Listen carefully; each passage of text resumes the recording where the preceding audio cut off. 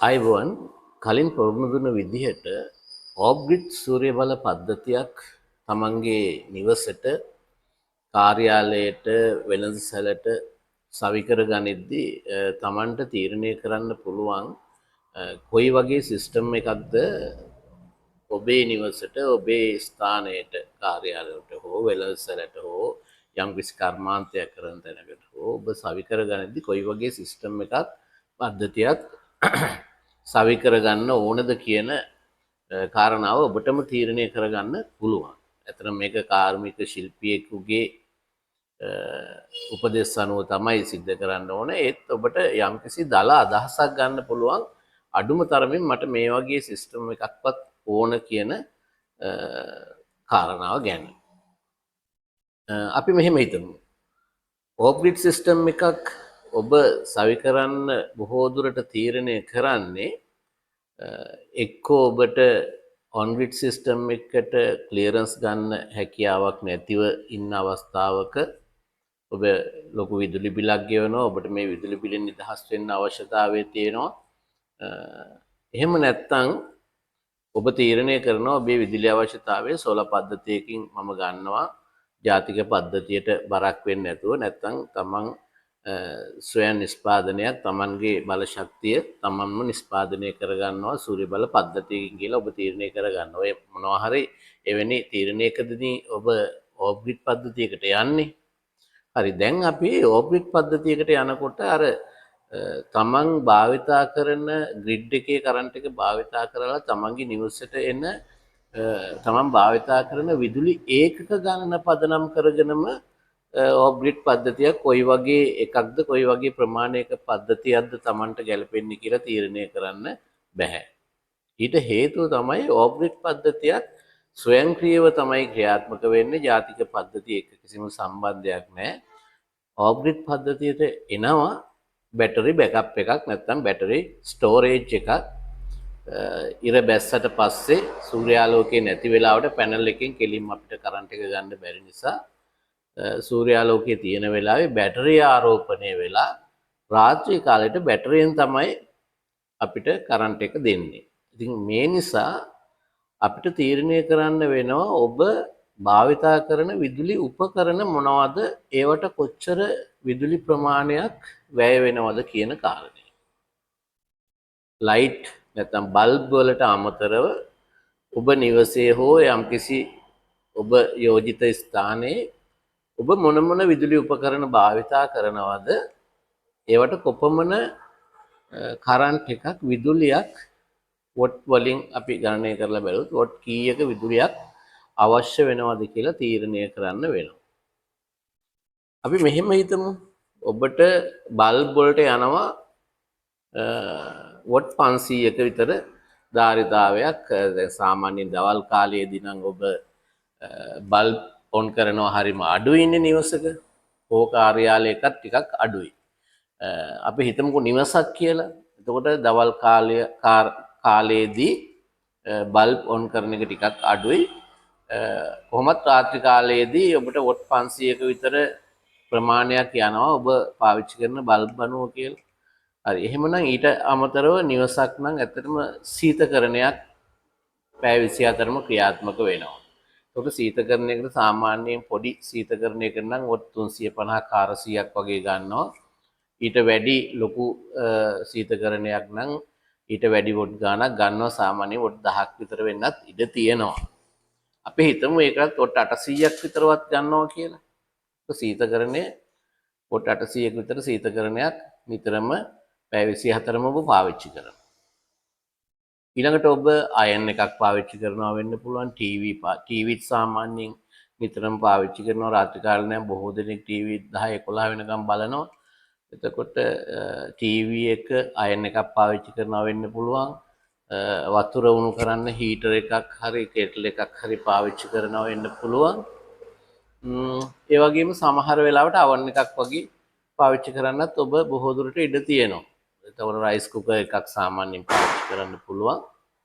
දැන් මේ වගේ ඔබ පාවිච්චි කරන විදුලි උපකරණවල ඔකේ යම්කිසි තැනක පිටිපස්සේ හරි කොතනක හරි ගහලා තියෙනවා ඒ උපකරණයට අවශ්‍ය වෙන වොට් ගාන නැත්තම් පව එක කියලා හරි ගහලා තියෙනවා.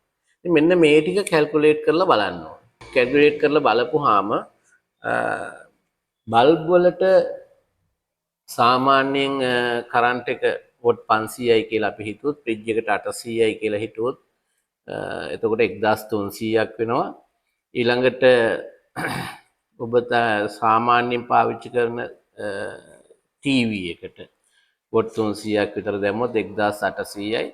ඒ විදිහට බලපුවම සාමාන්‍යයෙන් ඔබට ඔබ පාවිච්චි කරන අර නිතරම ඔන් වෙලා තියෙන විදුලි උපකරණ තමයි අපි ඉස්සෙල්ලම කැල්කියුලේට් කරගන්න ඕනේ. ඒක නිතරම ඔන් වෙලා තියෙන විදුලි උපකරණ වලට ওই විදිහට කැල්කියුලේට් කරලා ගත්තාම ඒවට යන වොට් ගාන සාමාන්‍යයෙන් වොට් 2000 2500ක් සාමාන්‍ය නිවසක අපි රාත්‍රී කාලයේ ගත්තොත් නිතරම ඔන් වෙලා තියෙනවා. වොට් 2000ක් 2500ක් වගේ ඔන් වෙලා තියෙනවා. එතකොට මේ ප්‍රමාණය ඔබට එළි වෙනකන් පාවිච්චි කරන්න පුළුවන් වෙන්න ඕනේ. ඒකෙන් අඩු වෙනවා හැබැයි ටීවී එක ඕෆ් වෙනවා. එතකොට කම්පියුටර් එකක් පාවිච්චි කරා නම් ඒක රාත්‍රී කාලේ ඔබ නිින්දට යන වෙලාවේ ඕෆ් වෙනවා.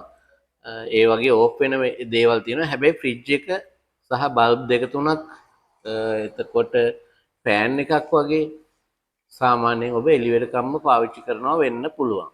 එහෙම පාවිච්චි කරත් කොහොම කරත් අපි කැල්කියුලේට් කරලා හදා ගන්න ඕනේ ටිකක් වැඩිපුර තියලා වොට් 2000ක විතර එකක් අපි හිතමු. අපි හිතමු ඔයා වොට් 2000ක රාත්‍රී කාලයේදී එළි වෙනකම් වගේ පාවිච්චි වෙනවා කියලා. දැන් මෙන්න මෙහෙම හිතලා තමයි අපි තීරණය කරන්න ඕනේ අපිට සෝලර් සිස්ටම් එකේ එහෙමනම් මේ ටික රන් වෙන්න සෝලර් එක උදේට 6:00මාර 7 වෙනකට ඔන් වෙනවා. ඉතින් 8 විතර වෙනකොට හොඳටම ක්‍රියාත්මක වෙන්න පටන් ගන්නවා. ඒ විතර වෙනකන් අපේ බැටරි බෑකප් එක තියෙන්න ඕනේ. ඊට පස්සේ බැටරි බෑකප් එක අවශ්‍ය නැහැ. ඊට පස්සේ charge වෙනවා සෝලර් පැනල් එක හරහා. ඒ වගේම පැනල් එක හරහා ඩිරෙක්ට් කරන්ට් එකත් අපිට අවශ්‍ය දේවල් වලට එනවා. රයිට්. එතකොට වොට් 2000ක් විතර වගේවත් අපිට ඕන නිවසකට අපි කොහොමද තීරණය කරන්නේ අපිට අවශ්‍ය සෝලර් සිස්ටම් එක කොහොමද කියලා. හරි. ඒක වෙන්නේ මෙහෙමයි.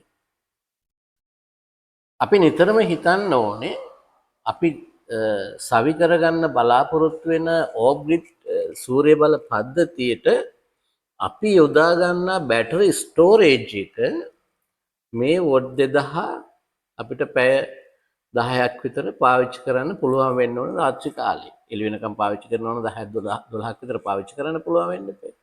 අපි පැය 12කට හිතුවොත් මේ වොට් 2000 පාවිච්චි කරන්න පුළුවන් වෙන්න ඕනේ. එහෙමනම් අපි තීරණය කරන්න ඕනේ මේක තීරණය කරන්නේ දාන බැටරියේ වොට් ගාන සහ ඇම්පියර් එක අනුව.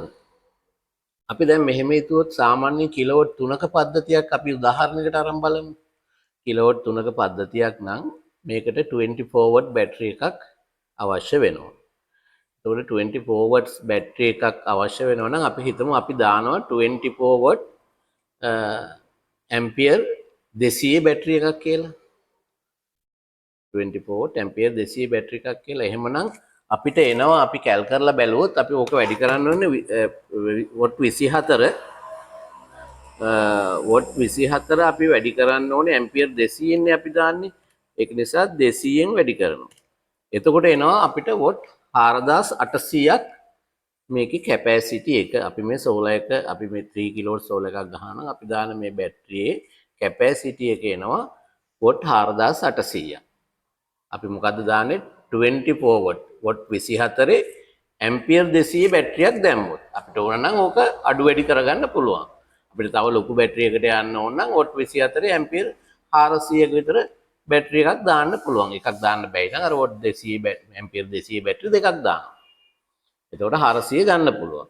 ඒ හින්දා අපිට ඕන විදිහට මේක වැඩි කරගන්න පුළුවන්. අඩු කරගන්නත් අවශ්‍ය නම් පුළුවන්. හරි. අපි උදාහරණයකට ගත්තේ 24 වොට් ඇම්පියර් 200 බැටරි එකක් නේ. රයිට්. එතකොට මේකෙන් එනවා 4800ක්. වොට් 4800ක් කියලා කියන්නේ සාමාන්‍යයෙන් මේක කිලෝවොට් එකකට නම් වොට් 1000යිනේ. එතකොට කිලෝවොට් අව 4.8ක් තමයි මේ බැටරි එකේ ස්ටෝරේජ් එකේ හැටියට තියෙන්නේ. දැන් මේක ලිතියම් අයන් බැටරි එකක් දැම්මොත් 90ක් ඩිස්චාර්ජ් කරන්න පුළුවන්. හැබැයි අපි ඩීප් සයිකල් ජෙල් බැටරි එකක් වගේ පාවිච්චි කරොත් ලිතියම් අයන් එකට යන්නේ නැතුව සිස්ටම් එකේ ගාන අඩු කරගන්න ඕන හින්දා ඩීප් සයිකල් ජෙල් බැටරි එකක් වගේ පාවිච්චි කරොත් ඒකෙන් ඩිස්චාර්ජ් කරන්න පුළුවන් 65ක් 70ක් විතර වගේ තමයි. උපරිම 80කට වැඩිය ඩිස්චාර්ජ් කරන්න බෑ. බොහෝ ජෙල් බැටරි වලින් ඇත්තටම 70ක් වගේ තමයි උපරිම ඩිස්චාර්ජ් කරන්න පුළුවන්. එතකොට මේ දැන් අපිට වොට් 4800ක් තිබ්බට මේකෙන් අපිට ගන්න වෙන්නේ වොට් 3500ක් විතර වගේ තමයි. 3000ක් විතර වගේ තමයි. අපිට ගන්න වෙන්නේ ස්ටෝරේජ් එකේ 4800 තිබ්බට මේක සම්පූර්ණ ඩිස්චාර්ජ් කරන්න නැති හින්දා අපිට 3000ක් විතර වගේ තමයි මේකේ පාවිච්චි කරන්න පුළුවන් වෙන්නේ. හරි. ඔන්න එතකොට දැන් අපිට හිතා ගන්න පුළුවන් අපි එකවර රාත්‍රී කාලේ වොට් 2000ක් පාවිච්චි කරනවා කියලා කැල් කරගත්තනේ අපි. පාවිච්චි කරන බඩු වලට, බල්බ් වලට, ඒ වගේ දේවල් වලට. එහෙනම් මෙතන තියෙන වොට් 3000යි. හරි. වොට් 3000යි. එතකොට කිලෝවට් අවර් වලින් ගත්තොත් 3යි. එහෙනම් ඔයාලට හිතා ගන්න හරි ලේසි. අපි වොට් 2000ක් එකවර පාවිච්චි කරනවා නම් අපේ බැටරි එකේ තියෙන්නේ වොට් 3000යි නම් කිලෝවට් අවර් වලින් ගත්තොත් 3යි නම් අපිට මේක පාවිච්චි කරන්න පුළුවන් කාලය පැය එකහමාරක් විතරයි වෙන්නේ. ඒ කියන්නේ අපි 2000ක් පාවිච්චි කරනවා. ඒ කියන්නේ කිලෝවට් අවර් දෙකක් අපි පාවිච්චි කරනවා එකවර. එතකොට අපිට මේකේ බැටරි එකේ තියෙන කිලෝවට් අවර් 3යි. එහෙනම් අපිට මේක පාවිච්චි කරන්න පුළුවන් වෙන්නේ පැය එකහමාරයි. මේ ඔක්කොම පාවිච්චි කරොත්. right. අන්න එතකොට අපිට හිතා ගන්න පුළුවන් අපි කොයි වගේ බැටරි ස්ටෝරේජ් එකක් අපිට අත්‍යවශ්‍ය වෙනවද අපේ සෝලර් එක රෑ එළියනකම් කිසිම කරදරයක් නැතුව දුවන්න නම් කියලා. ඔබේ තියෙන කරන්ට් එක පාවිච්චි කරන කරන්ට් එක අනුව වොට් ගාන අනුව අපි යොදන බැටරි ස්ටෝරේජ් එක බලලා ඒ ස්ටෝරේජ් එකෙන් පුළුවන් ද මේ ටික එළි වෙනකම් රන් කරන්න. දැන් මේ හැටියට බලපුවම මේක හොඳටම මදි. ඒකින්ද අපිට සාමාන්‍යයෙන් කිලෝවට් 10ක විතර බෑකප් එකකට යන්න වෙනවා. ඔබට මේක නියමාකාරයෙන් නිසියාකාරව දුවන්න නම්. එහෙම නැතුව බැටරියේ තව ටිකක් කරන්ට් එක ඉතුරු කරගෙන අඩු වියදමකින් රාත්‍රී කාලයේ දුවන්න වෙනම ක්‍රම තියෙනවා. මොකද අපි ඔයාගේ කරන්ට් එක භාවිතා කරන ලයිෆ් ස්ටයිල් එක පොඩ්ඩක් වෙනස් කරන්න ඕනේ ඕබ්‍රිඩ් සෝලර් එකට ගැලපෙන විදියට. ඒ කිව්වේ දැන් අපි හිතමුකෝ අපි උදේට තමයි රෙදි අයන් කරන්න කියලා. එහෙමනම් පුළුවන් නම් ඔබට රෙදි ටික අයන් කරගන්න පුළුවන් වෙන්න ඕනේ දවල් කාලෙදී. ඒ කියන්නේ හවස 4-5 වෙන්න කලින් රෙදි ටික අයන් කරගන්න පුළුවන් හැකියාවක් තියෙනවා නම් අන්න එතනදී අර රාත්‍රී කාලයේ අවශ්‍ය වෙන බෑකප් එක ඉතුරු කරගන්න පුළුවන්. ඒ වගේම රයිස් කුකර් එක රාත්‍රී කාලයට ගහන්න නැතුව පුළුවන් ද 5 වෙන්න කලින් බත් එක උයා ගන්න කියලා. අන්න ඔබේ ලයිෆ් ස්ටයිල් එක වෙනස් කරගන්න පුළුවන් නම් ඒ විදිහට ඔබට තව ස්ටෝරේජ් එක අඩු කරගන්න හැකියාව තියෙනවා. ඒ වගේ අර රාත්‍රී කාලයට ඔබ භාවිතා කරන විදුලි උපකරණ පුළුවන් නම් ඔබට දවල් කාලයේ භාවිතා කරන්න. දවල් කාලයේදී කිසිම ගැටලුවක් වෙන්නේ නැහැ. ඊට ගැලපෙන පැනල් ප්‍රමාණය දාගත්තාම ඔබට කන්ටිනියු දුවන්න පුළුවන්. ඒවා ඔක්කොම එකපාර ඔන් කරලා වුණා දුවන්න පුළුවන් තත්යකට ස්ටෝරේජ් එක හදාගන්න පුළුවන්. මෙතන තියෙන අපි හරියටම ඇනලයිස් කරලා බලන්න ඕනේ රාත්‍රී කාලයට අපිට කොච්චර කරන්ට් එකක් බෑකප් එක විදිහට තියෙන්න ඕනද බෑකප් එකේ තියෙන්න ඕනද කියලා. හරි ඒ විදිහට බලපුවාම දැන් ඔබට බැටරි එක කොයි වගේ ප්‍රමාණයක එනවද කියලා දල අදහසක් ගන්න පුළුවන්. සාමාන්‍යයෙන් අපිට මේ වීඩියෝ එකකින් සාකච්ඡා කරන්න අමාරුයි හරියටම කොයි වගේ සිස්ටම් එකකට යන්න ඕනද කියලා. හැබැයි ඔබට දල අදහසක් ගන්න පුළුවන්. දැන් බැටරිය ඔබේ අවශ්‍යතාවයට ඔබේ රික්වයර්මන්ට් එකට බැටරි එක කොච්චර වගේ තියෙන්න ඕනද කියලා ඔබට යම්කිසි අදහසක් ගන්න පුළුවන්.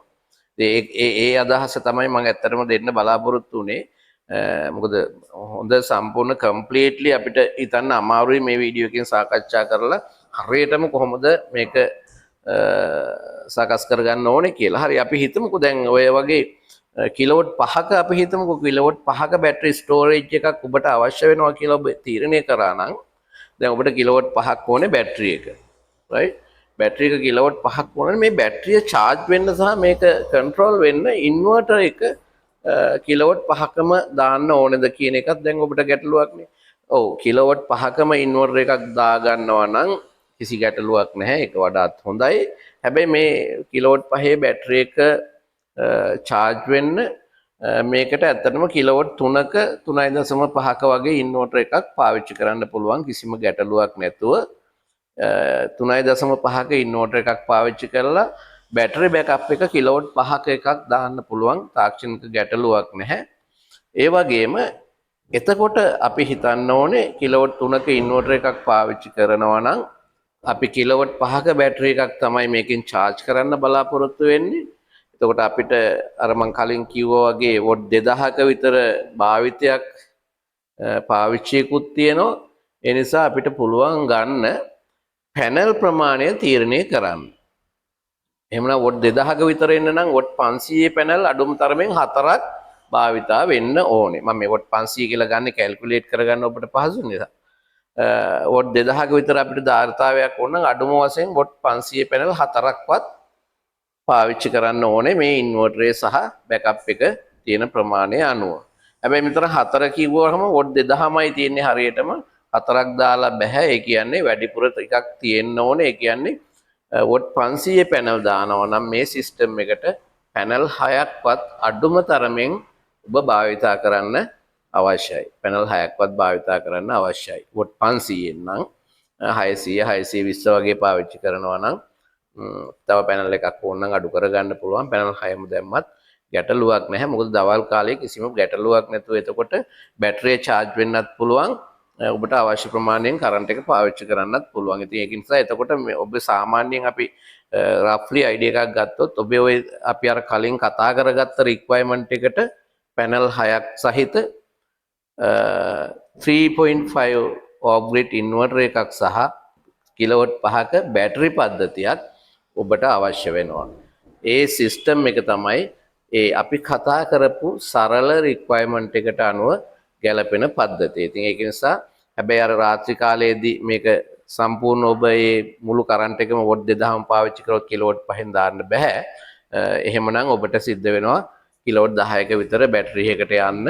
එහෙම නැත්නම් ඔබට ඔබේ කරන්ට් එක භාවිතා කරන ස්ටයිල් එක වෙනස් කරලා ඔබට පුළුවන් සාමාන්‍යයෙන් බල්බ් දෙක තුනක් විතර නම් රාත්‍රී කාලේ රෑ 10න් පස්සේ වගේ දුවන්න තියෙන්නේ. ඔබට මේ කිලෝවොට් 5 ප්‍රමාණවත් විදිහට පාවිච්චි කරන්න කිසිම ගැටලුවක් නැහැ. පහේ බැටරියත් යන්න පුළුවන්. හැබැයි ඔබ ෆෑන් එකක් තව මොන හරි ටිකක් වැඩිපුර බල්බ් 7-8ක් වගේ පාවිච්චි කරනවා නම් ෆ්‍රිජ් එකක් දුවනවා නම් එළි වෙනකන් ඔබට කිලෝවොට් 10ක වගේ එකට සමහර විට යන්න සිද්ධ වෙයි. ඒක ඉතින් ඔබත් එක්ක ගොඩක් සාකච්ඡා කරන්න ඕනේ සහ ප්‍රායෝගිකව බලන්න ඕනේ මේක හරියටම තීරණය කරන්න.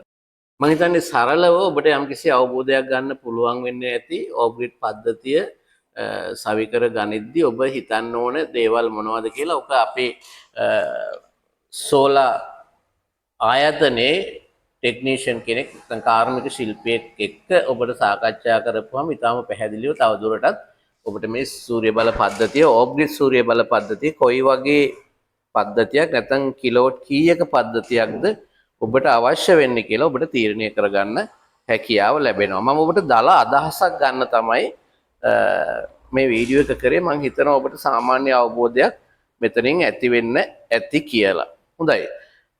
අපි ඊළඟ දවසේ කතා කරමු තමන්ටම කොහොමද අපි කිසිම ආයතනයක් කාර්මික ශිල්පියෙක් නැතුව තමන්ටම පුංචි සෝලර් සිස්ටම් එකක් ස්ථාපනය කරගන්න පුළුවන්ද කියලා ඊළඟ වීඩියෝ එකේ මම කතා කරන්න බලාපොරොත්තු වෙනවා.